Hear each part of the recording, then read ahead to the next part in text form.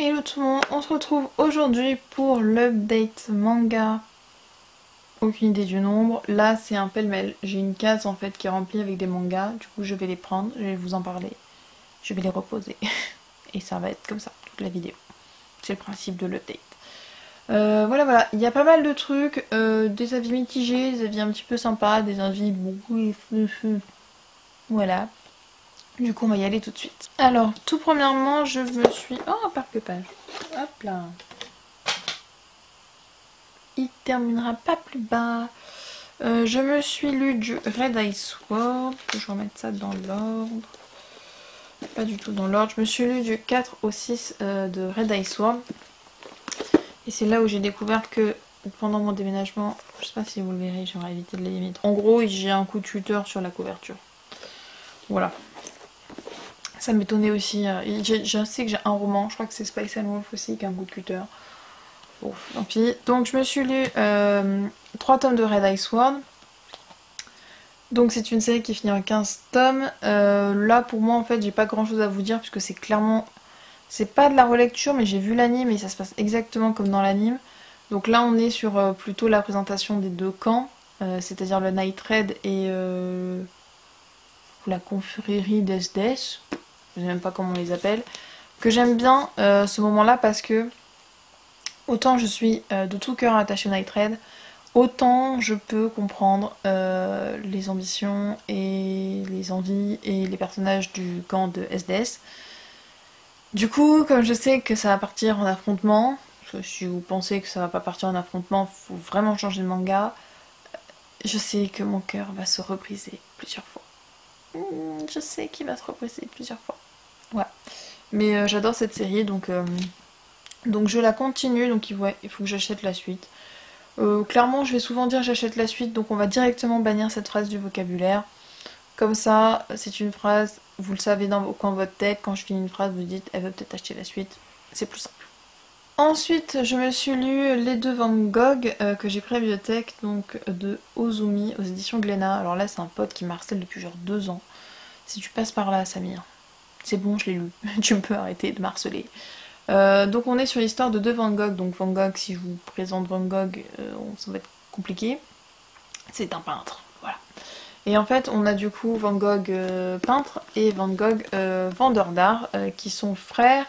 Et c'est un petit peu la naissance, comment dire, la construction d'un artiste peintre. Pas du tout sur le domaine de la peinture, pas du tout sur le domaine du je te mets du bleu, du rouge, ça te fait du orange. Plutôt, je vous ai pas montré des images, je vous montrerai des screenas quelque part, parce que là j'ai pas... Voilà. Parce que, ouais, je pense que vous ne verrez pas grand chose. C'est plutôt sympa, ça n'a pas été un énorme coup de cœur, mais c'était plutôt sympa de voir en fait. Après le truc c'est qu'il faudrait que je me renseigne pour savoir si c'est vraiment très très romancé, très très mangaïsé. Si c'est pas le cas, si c'est genre un truc qui s'est vraiment passé comme ça, c'est ouf. Si ça a été vraiment genre totalement romancé, bah ça allait un peu moins, mais c'est toujours sympa. Voilà, donc comme ça j'ai fait ma bonne action et mon pote ne pourra pas dire que je n'ai pas lu les deux Van Gogh. Ensuite je me suis lu Alice in Murderland, le tome 4, que j'ai bien aimé. J'ai rien compris les 3 quarts du temps. J'ai vraiment cette impression, je pense que j'en avais déjà parlé, quand je lis une réécriture d'Alice, donc ce qu'on va avoir Are You Alice, Pandora Hearts, Alice in Murderland. Je cherche parce que j'en ai d'autres quelque part. On va peut-être pouvoir tabler Carnaval aussi peut-être. Bon, j'ai pas mal de réécriture d'Alice. Et à chaque fois, je comprends rien, je comprends que chi. Il faut que j'attende de lire plusieurs tomes à la suite, de reprendre tous les tomes pour le lire, pour comprendre. Là, clairement, j'ai pas tout compris, mais on commence à atterrir dans les secrets, dans les machins. C'est toujours aussi sombre, c'est toujours aussi beau, mais voilà, je connaissais pas du tout moi Kaori Yuki et je trouve ça très très beau. Je crois que la série va bientôt se finir, du coup je pense que j'essaierai de m'acheter la fin pour essayer d'en lire un peu plus que un parce que c'est compliqué de suivre avec juste un.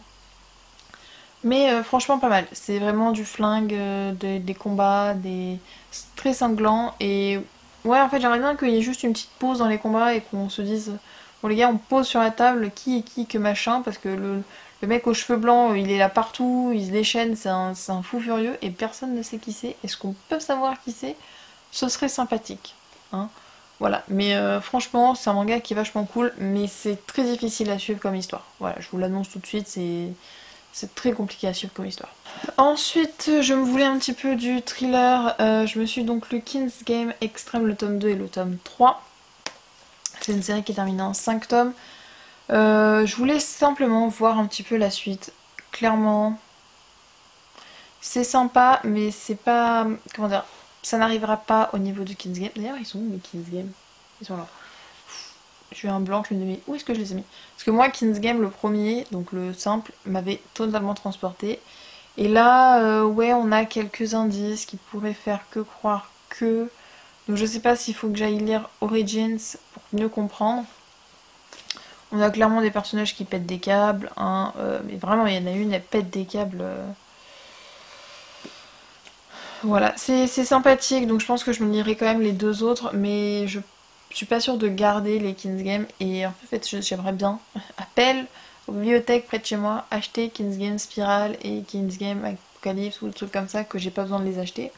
Parce que l'histoire, j'aimerais bien avoir le fin mot de l'histoire, mais ça commence à être long.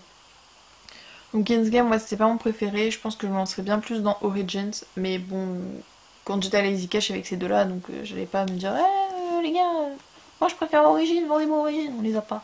Ensuite, je me suis lu le dernier tome que j'ai, qu'il faut que j'achète du coup la suite de Rainbow's Day, donc le tome 6 de chez Kazé, qui est toujours une petite romance romance. Tranche de vie super choupinou. On a un couple qui évolue, enfin qui avance un peu, qui est celui de Marie et le dragueur, je crois. Je ne sais plus son nom. Qui est fini en 15 tomes, c'est l'un de mes petits shoujo. Il faut vraiment que je me trouve des prochains tomes parce que vous savez que j'ai quelques shoujo que j'apprécie particulièrement. J'ai pas envie de le rusher parce qu'après j'en aurai plus. Mais j'ai clairement envie d'avoir toujours quelques tomes de Rainbow's Day sous la main. Et que du coup là il m'en manque 7. Ouais je crois. Du coup il faut que je m'achète la suite et que j'arrive à la faire rentrer. Mais c'est toujours aussi mignon, aussi choupi et les personnages sont juste géniaux donc je vous invite à lire ce shoujo qui a un starter pack d'ailleurs. Je crois que c'est le seul de ce que je présente qui a un starter. Oui je crois. Ensuite, ah oui, je ne sais même plus ce que j'ai lu. Je me suis lu le tome 12 et le tome 13 de Nisekoi aussi chez Kazé et là c'est la débandade. Je vous le dis, j'arrête totalement Nisekoi parce que clairement ces deux tomes là m'ont laissé sans voix, m'ont pas fait chier mais je les ai lus à moitié en diagonale. C'est très très répétitif, il reste encore plus de 10 tomes. Enfin, la série est finie mais moi il me faut encore que j'achète 10 tomes pour la finir. En fait le seul moment où j'ai bien aimé c'est quand les personnages tertiaires, c'est-à-dire la meilleure amie d'Onodera et le meilleur ami de Raku, ont un petit chapitre ensemble. Donc sur 2 tomes, ça commence à être compliqué. Je trouve que c'est extrêmement répétitif, c'est extrêmement... toutes les meufs aiment Raku, mais au bout d'un moment, c'est sympa le harem 2 minutes, mais là c'est plus possible. Voilà, pour moi ça l'a pas fait, ça ne le fait plus. Je retrouve plus le petit côté super sympa, un petit peu joyeux, où je passe outre toute l'histoire des cadenas et tout ça que j'avais au début. Du coup, ben, je préfère pas continuer parce que quand je prends un tome et que je suis en mode je m'ennuie à moitié dessus, ben, c'est que c'est pas le bon intérêt. Ensuite, je me suis lu les 2 premiers tomes, Les Fleurs du Mal, chez Kiyun. Alors lui, je n'ai jamais vu Les Fleurs du Mal de Baudelaire, je l'ai pris totalement au hasard parce que tout le monde en parle et qu'il était à bibliothèque. Ça aide. J'ai rien compris.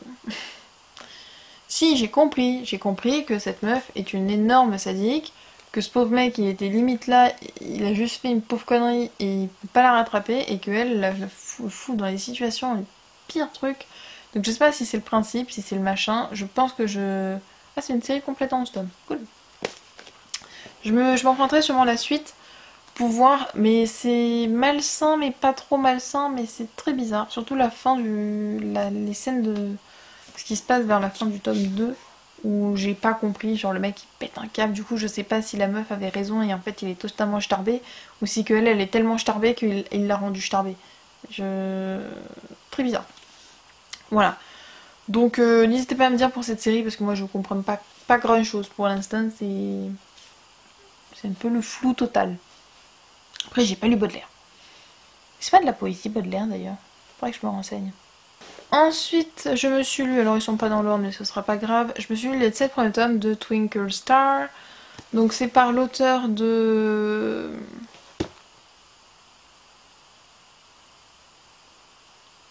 Bien sûr je l'ai pas en visu. Fruits Basket. Faut savoir que je connais ce manga depuis très longtemps, puisque quand il était sorti, j'étais trop en mode j'ai envie de me l'acheter. Je l'ai pas fait, donc voilà. Le manga est plutôt sympa, alors vous ne le verrez plus dans la bibliothèque parce qu'en fait il est sympa mais sans plus. Parce qu'il est sympa mais je vais le finir à la bibliothèque parce qu'il est pas fifou de ouf. En fait on a... Elle s'appelle comment? Attendez, je trouve le tome 1. Sayuka, qui est avec son cousin canadien.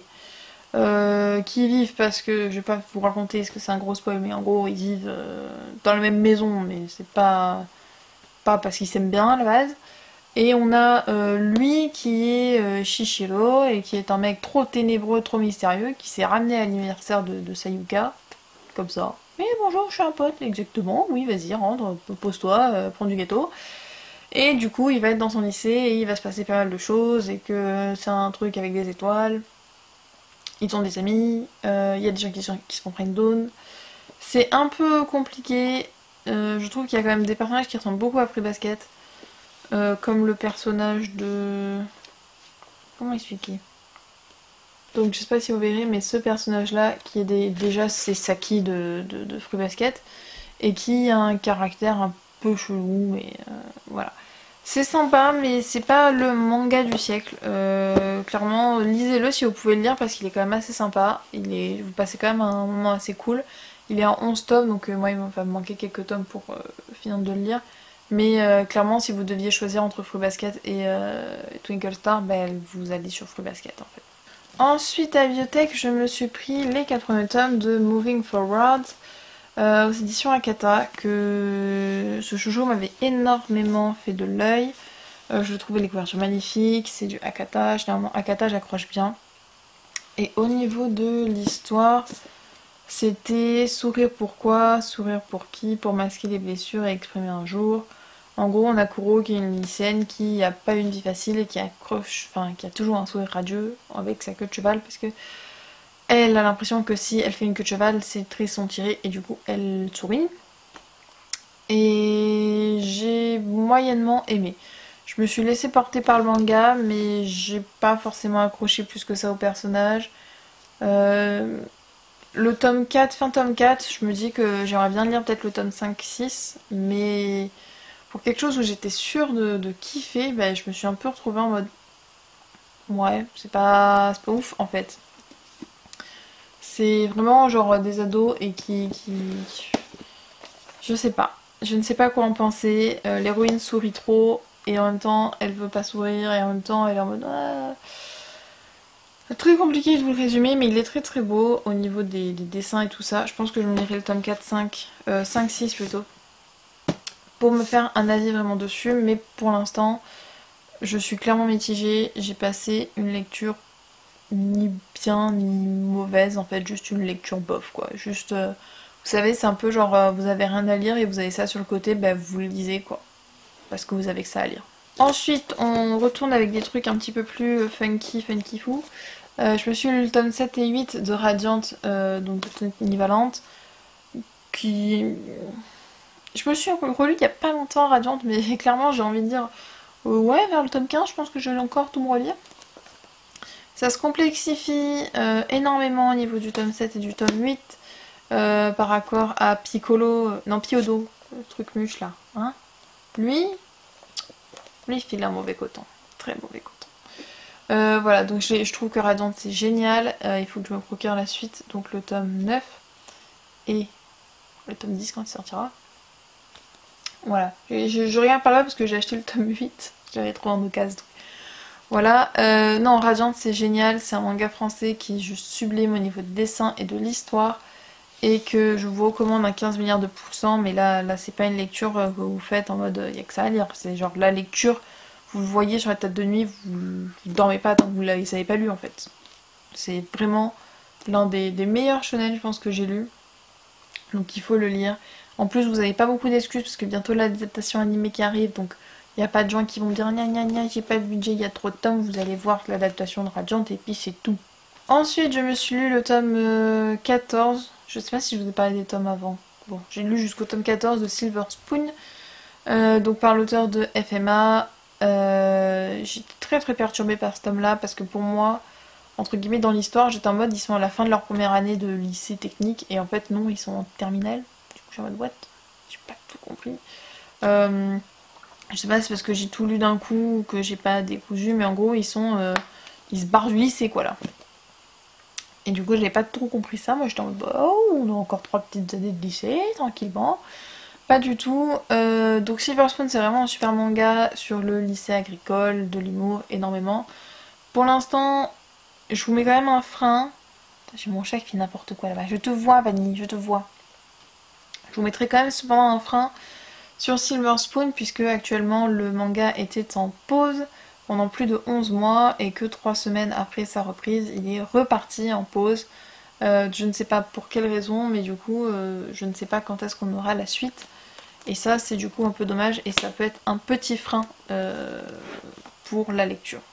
Voilà, donc je vous laisse l'info là, vous en faites ce que vous voulez, mais pour l'instant c'est en pause. Et pour finir, mais non les moindres, je me suis lu le tome 10, c'est le tome 11 de Remember, qui est beaucoup trop bien. Donc cette série se finira en 17 tomes, j'étais en mode youhou. Alors, Remember, c'est très compliqué de vous en parler. C'est l'un de, je pense, dans mon top survival horror avec Doute et avec Judge. Et non, pas Secret, Secret c'est de la merde. Je suis en train de regarder s'il y en a d'autres, mais non, sincèrement, il est génial. Sur la fin du tome 11, on arrive sur un 3e cliffhanger. Comment vous expliquer? C'est pour moi ce que j'appelle un cliffhanger dans cette série, c'est quand le manga il partait dans cette direction, tranquillos, pépère de manga d'horreur, et que là, t'as un énorme changement, et pas juste la révélation du truc muche, il s'est peint les cheveux en bleu, tu vois. C'est genre énorme truc. Donc voilà, donc j'ai trop hâte de lire la suite. Comme du coup il me reste que 6 tomes à lire, je pense que je vais peut-être attendre que les 6 tomes sortent et me les acheter d'un coup parce que je vais clairement pas tenir à coup de je t'achète un tome tous les 3 mois. Mais il est génial. Le seul truc en fait c'est que j'ai eu un petit peu de mal avec ces tomes là parce qu'on parle de Mickey et de Miko et que du coup c'est vrai que Mickey, Miko, je comprends pas tout. Enfin voilà, je me suis envoyée plusieurs fois. Mais ce manga est juste génial. Si vous aimez le survival, c'est vraiment génial. Voilà, il n'y a pas grand chose à dire. Je pense que je vais me procurer la suite. Parce que actuellement j'ai jusqu'au tome 9. Donc il faut que je me procure 8 tomes. Quand ils sortiront, le 12e sort en juin, je crois en plus. En juin ou en juillet. Enfin, si vous aimez les survival, qui ont beaucoup de rebondissements, qui ont des personnages qui sont intéressants, qui ont une histoire qui est très construite. Et pas juste oh je suis le méchant fantôme qui hante l'école, je vais te tuer. Et ben Remember est fait pour vous. Si vous voulez le lire en roman, il faut savoir qu'il existe en roman, édité chez Lumen, mais je ne sais pas jusqu'où il va parce que je l'ai pas lu. Il me semble que ça ne spoil pas, enfin tout ce qui se passe là dans les mangas par exemple, dans ces 2 tomes là, n'est pas dans le roman. Donc je ne sais pas quelle est la tournure que ça a pris, mais c'est vraiment trop bien. Voilà, là clairement, si je pouvais avoir tout maintenant, j'aurais voulu avoir tout maintenant, mais je peux pas tout avoir maintenant, parce que c'est pas moi qui choisis quand le dessinateur il écrit et quand les gens y traduisent. Voilà. Sur ce, la vidéo est finie, j'espère qu'elle vous aura plu, désolée pour mon ton un petit peu monocorde, mais là ma voix elle en peut plus, elle est en PLS. Et moi je vous dis dans une prochaine vidéo.